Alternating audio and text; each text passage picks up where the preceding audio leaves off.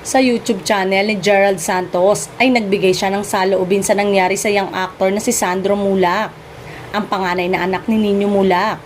Nakarelate ang singer-actor kay Sandro dahil nangyari rin pala sa kanya noon ng isang empleyado rin ng network. Matapang na isiniwalat ni Gerald ang naging karanasan niya sa Kapuso Network. Aniya sa YT, may full statement about Sandro Mulak issue and my own story.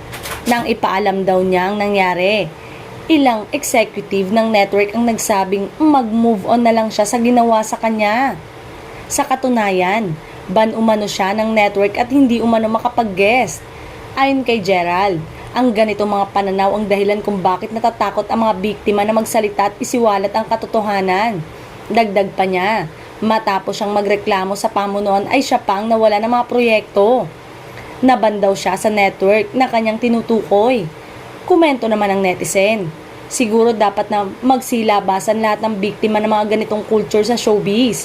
Matagal na itong nangyayari. Yung iba siguro pikit mata or kapit patalim na lang. Sabi ng GMA, walang kinikilingan. Serbisyong totoo lang, kasinungalingan. Bakit walang aksyon? Dapat mag-walkout mga viewers ng network na yan. May mga netizen din na nagkumpara sa ABS-CBN network dahil wala umanong ganitong mga reklamo noon pa man.